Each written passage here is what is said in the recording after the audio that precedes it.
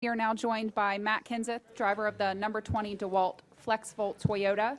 Matt, you're looking for a spot in the Championship 4 and have had quite a bit of success here at Texas. Talk about the opportunity.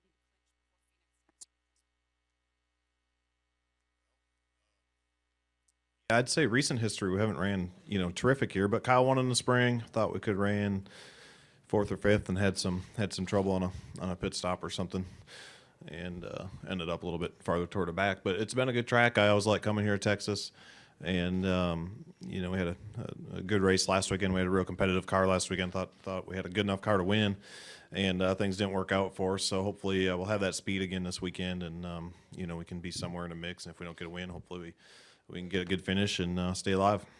All right, we'll go ahead and open it up to questions. We'll start with Claire and then go to Mark. Claire B. Lang, Sirius XM NASCAR Radio. Do you guys have discussions at Joe Gibbs Racing this week? Kyle, after the race, was talking about the teamwork and you guys working together. What's the thought and the plan? And was there a conversation about it this week or no?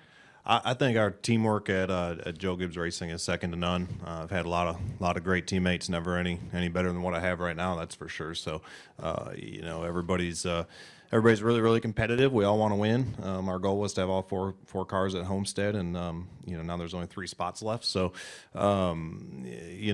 every week we talk about what we can do to help each other and make things better. But we all still realize also when they drop the green on Sunday, it's 1 against 39, and we got to get the best finish we can for our prospective teams. All right, we'll go to Mark and then Bob. Mark Garrow, PRN. Matt, just sort of following up on that, how hard is it to balance your competitive nature, wanting to be a good teammate, and also at some point having to be selfish for yourself and your own team?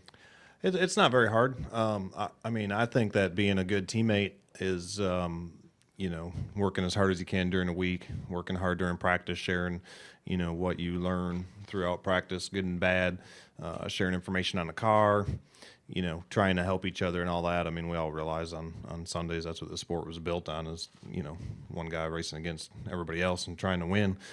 So I think we all realize that, but the world's changing too. All the organizations are big. Everybody has different affiliations. Even heard Kyle wanting another Chevy driver to win. So obviously it's a lot different than it was, even 15 years ago or 20 years ago or 30 years ago. It's way different than what it was then, but it's different for everybody. All right, we'll go to Bob and then Wolfgang and Daniel. Bob Parker, ESPN. You talk about the difference. Is it more difficult to kind of manage teammate relationships with this format? Well, the format has brought up certainly a lot of different scenarios. It's not quite as cut and dried probably as maybe when it first came out, where everybody thought it was just all about winning. There's obviously a lot of things that go on there and a lot of moving pieces. So, I think there's a lot of huge benefits to having good teammates and talented teammates and crew chiefs and all that stuff. The only downfall you can find of it is they're all really, really good, and it's hard to beat them when they're in the same stuff. But I reap the benefits every day of having great teammates and crew chiefs and competitive cars over there. All right, we'll go to Wolfgang and then Daniel. Wolfgang Monzer, Rennsport Press Agency, Germany. I have a technical question for you. A couple of months ago, Toyota opened a new European motorsport facility close to Cologne. Is there any involvement engineering-wise from the headquarters, or is everything done by Joe Gibbs only? From TRD, you mean? Yes. Yeah, TRD has a lot of support and is responsible for, certainly a lot of our success, from engines to chassis development to aero to everything. So they're a huge part of it. All right, we'll go to Daniel and then over to our left. Daniel McFadden, NBC Sports. It was reported that there was a drivers-only meeting with Coach Gibbs earlier this week. How often do you guys have those kinds of meetings, and what did you guys talk about going into the last 3 races this season? Well, if it was drivers only, I don't know who reported it. It wasn't me.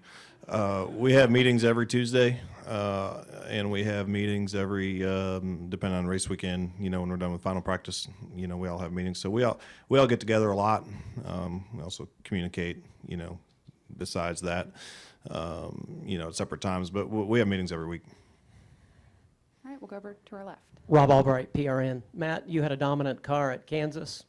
until you brush the wall. Same car, different car, and what are the similarities and differences in setup between Kansas and Texas?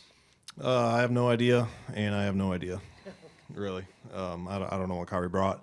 I'd say we were, I don't know if we were dominant at Kansas. I think the first 150, 200 miles, we were really, really good, and the track kind of changed on us a little bit, and some guys got better. Certainly the 4 came on, and a couple other guys got running real fast there, and we got off a little bit, and then like you brought to my attention, reminded me that I got into the wall, and that didn't help anything either.